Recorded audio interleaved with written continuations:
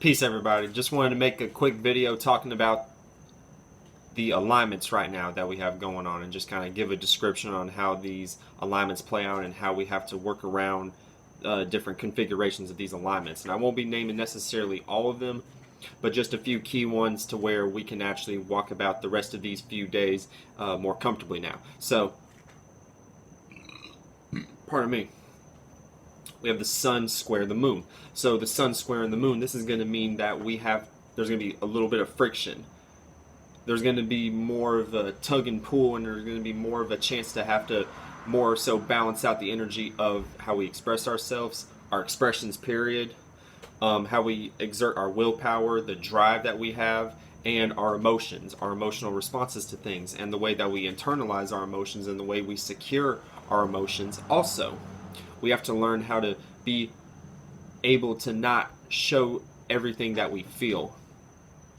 We have to be able to show that we are able to conceal our emotions, and we're able to, control our emotions and not act out in sporadic occasions. Because if you don't get a hold of this energy with the sun square the moon, you may have emotional outbursts. You may act out and lash out on people or something to that extent. Now, when you have the sun is sextile in Jupiter right now. So, a sextile is a harmonious alignment. It also represents opportunities. So, there's going to be an opportunity for us to be able to expand our creativity. There's going to be a chance for us to be able to have more of a broader vision of the things that we could work on to build on our creativity. And then with the sun sextile and Jupiter, you're going to be able to have more of a chance to learn, or have more of a chance to research certain things on certain topics that you're interested in, or that you have your sights on. The sun deals with visions too, so whatever you have your sights on, you're going to be able to expand in this area of life also. Now, you also have the moon squaring Uranus. Now, with the moon squaring Uranus, this is going to describe an energy to where you're going to have a lot of tension when it comes to how you change your emotions. You know what I'm saying? It's going to be very hard to want to rebel against whatever you're rebelling against, or be in that rebellious energy because of your emotions, or whatever emotions you have stirred up inside of yourself. This is going to cause tension of creating energies of you actually being rebellious, and you're going to actually potentially exert rebellious and very erratic and destructive energies based upon your emotions and how you feel too. So you got to be very careful with the moon squaring Uranus. Now, Mars opposes Venus. Now, Mars is opposing Venus right now, and Mars is retrograde too. So Mars retrograde opposing Venus, this is going to create a spectrum of, and the thing is that Mars is in Aries and Venus is in Libra. So just that energy in and of itself is significant, because you have a natural opposition of Mars and Venus. These energies naturally oppose each other anyway, but they're in signs to where they're in their dignity, they're more comfortable, they're at home in these energies. So Mars opposing Venus, we're going to have to learn how to be able to balance our passions, our energy, and our anger and aggression levels with our relatability, with our aesthetics, what we find aesthetically pleasing, how we love, how we exert our love. These things are going to be at a tug of war with each other. So these energies being at a tug of war with each other, you're going to have to learn how to balance your passions and your values. You're going to have to put one or the other aside, or be able to just blend them together and be able to act out in both of these, in a balanced way. With whatever area of life you have, or you're more passionate of, or whatever area of life you have more value in, or more appreciation in, more Venusian energy. And then we have the moon sextile the north node.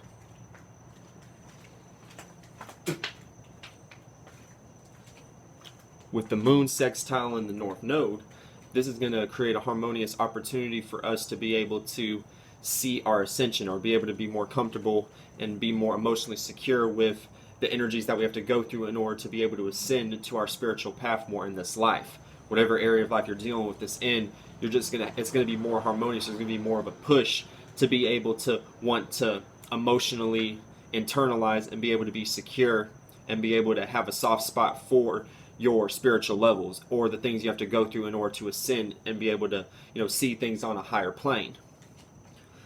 In turn, this means that the moon is trine in the south node, which means that there's gonna be a very harmonious energy and a very easy flow and a very, non-broken circuit of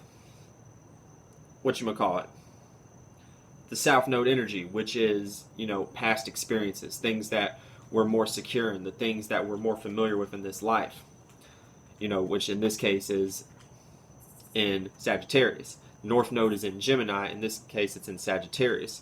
So we're going to be more comfortable actually seeing how we're going to be able to be more familiar with things we've learned in the past, things we've expanded on in the past. We're going to see if we're still comfortable with these things, or see if we want to even still be a part of these things that we were a part of in the past.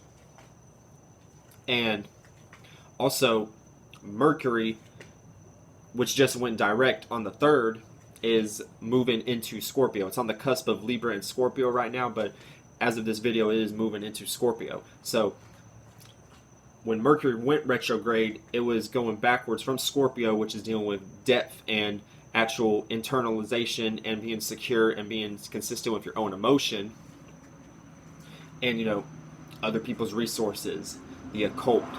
These were the things that were on our mind. But this thing, Mercury went backwards and went into Libra, and then we started thinking more relatable, started having more thoughts and more conscious decisions when it came to being more relatable, when it came to harmony, when it came to balance. This is why you have the symbolic energy of Joe Biden winning the presidency, because of Mercury going back into Libra. And then Mercury going back into Libra, and now Mercury is going direct back into Scorpio, and now we're going to be pondering on these things that brought justice. Now there's going to be a lot more depth and a lot more energy and a lot more weight, emotional weight, going to be put onto these things that we've witnessed throughout this election season. And then also Mars conjuncts Chiron. So Mars conjuncting Chiron, this is going to create an energy where we're going to be very passionate and we're going to be very exuberant when it comes to the things that we want to heal with in our life. We're in an energy where we're tired of the things that have been causing us pain, causing us suffering, causing us sorrow, woes. These things are out the window now, because with Mars going retrograde, Mars being retrograde this whole time has created, basically in this way, the last full moon that we had in Aries, when the moon was conjuncting Aries in Mars and Chiron, there was more of a boost of us having to be more in our leadership aspects. So with Mars conjuncting Chiron, we're basically tired of stumbling over our wounds and, scraping that wound that's still there. We need to heal that immediately, and we have to put all the energy we have into healing this wound. That is the basic energy of Mars conjuncting Chiron right now. And then also, Mercury and Mars are both squaring Pluto, Jupiter, and Saturn. So on the Mercury side, Mercury's squaring all three of these planets. Saturn, which is dealing with structure, limitation. Jupiter, which is dealing with expansion and learning, and Pluto, which is dealing with regeneration and death and transformation. Now, we're learning how to work within the tensions of communicating things that are that could be very transformative. We have to learn to watch what we say, because these things could be very transformative. They could be very expansionist. That's not a word. They could be very expansive, and then they could create limitation. They could create boundaries based upon what you're saying or not thinking what you're saying, because there's some tension. There's a square alignment, a tension alignment when it comes to Mercury, which is thinking and communication. So speaking on things that may cause transformation, Pluto, expansion, Jupiter, which is just, expanding your horizons, which means you could lose friends, but this could be open to new friends, expansion, and then limitations and boundaries. These friends may limit you, or these people may limit you based upon you running your mouth too much, or thinking before you speak. Not being able to think before you speak. And then on the Mars side, Mars squaring these 3 planets, you have to learn how to not be so aggressive. If you be too aggressive, and if you're way too passionate to where you're not able to be relatable to other people, then this is going to create, and you're being too much of a workaholic, having too much energy, you're going to throw people off. You're going to create transformative situations, and you're going to create expansive situations and create boundaries and limitations based upon you having a hot temper and you not being able to control your emotions in a lot of different ways. So this could, and it's retrograde, so you have to go back to the drawing board if you fuck up.